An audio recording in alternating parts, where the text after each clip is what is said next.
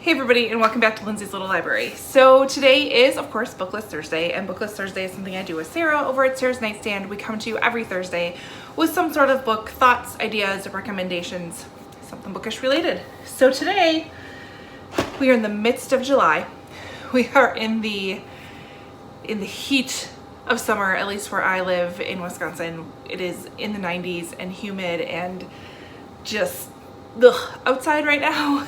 And actually we're right at the beginning of some pretty crazy storms coming our way. So I'm hoping to film this, without getting too interrupted by thunder and lightning. But in honor of us, getting through summer, we thought we would do a summer themed BookList Thursday. And so today is all about books with a summer buzzword in the title of them. Pretty easy. So of all of these I'm going to talk about today, I've read none of them. So these are all on my backlist TBR pile that I've pulled out, and I'm hoping I get a little excited about a few of them. So first one I want to talk about is The Last Days of Summer, summer being my buzzword, by Vanessa Ronin. This one is after 10 years, this is interesting.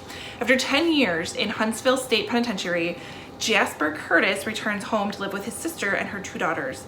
Lizzie does not know who she's letting into her home, the brother she grew up loving or the monster he became. Teenage Katie distrusts this strange man in their home, but 11-year-old Joanne is just intrigued by her new uncle. Jasper says he's all done with trouble, but in a forgotten prairie town that knows no forgiveness, it does not take long for trouble to arrive at their door. Yep, I'm excited for that one. She can forgive, they can't forget, it says on the cover. So there's that one. Next one I have is People We Meet on Vacation by Emily Henry. She also wrote Beach Read, which is right there. Another buzzword, beach or vacation. So two best friends, 10 summer trips, one last chance to fall in love. So Poppy and Alex were really good friends. She's wild child, he wears khakis, she's insatiable, wanderlust. He prefers to stay home with a book. But somehow ever since a fateful car share home from college many years ago, they're the very best of friends. For most of the year they live apart. She's in New York, he's in a small hometown. But every summer for a decade they've taken one glorious week of vacation together until 2 years ago when they ruined everything. They haven't spoken since.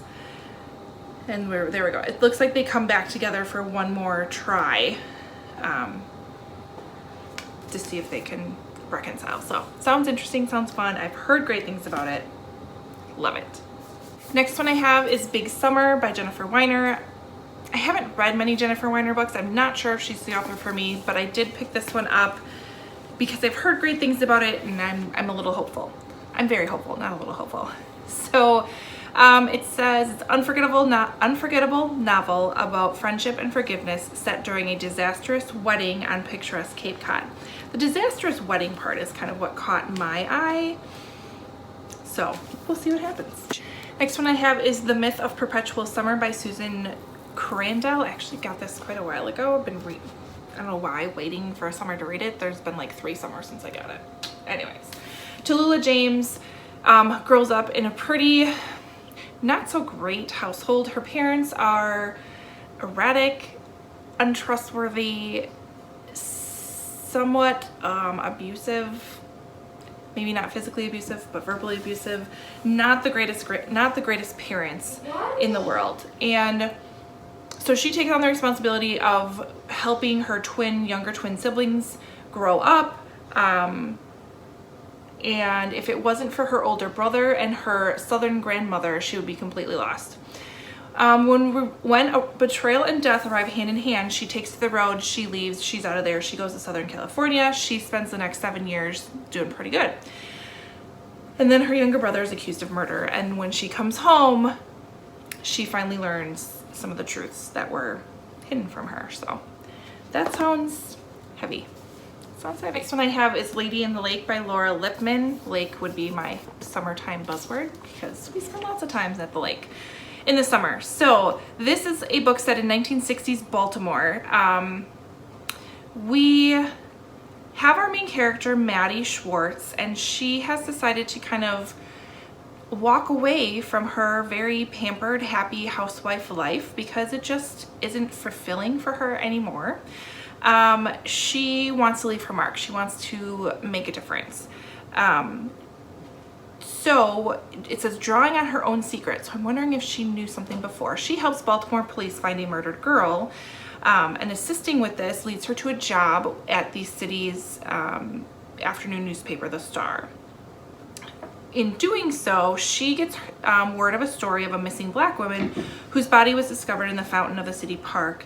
And so she kind of immerses herself into that story and that mystery and goes from there. Sounds really interesting. And the last one I have to talk to you about today is Castle of Water. Water is my buzzword.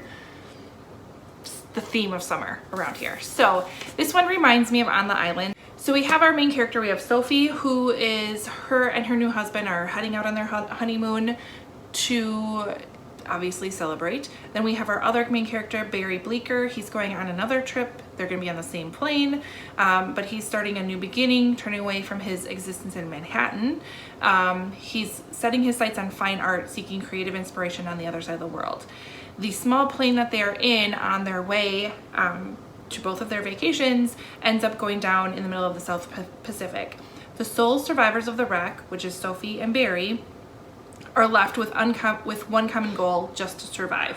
Stranded hundreds of miles from civilization on an island the size of a large city block, they must reconcile their differences and learn to draw on each other's strengths if they have any hope of making it home. So, very interested in that one. Gives me On the Island vibes. So that's 6 books. Gave you an extra bonus one today for summer buzzword books. All of them from my backlist TBR pile that I still need to get to. I'm hoping this gets me excited for at least one of them. If any of them sound good, or if you've read any of them that you recommend, leave a little comment below. I'd love to hear your thoughts. Otherwise, head over to Sarah's channel, see what she has for us today. Like, subscribe, all that fun stuff, and I'll see you next time. Bye.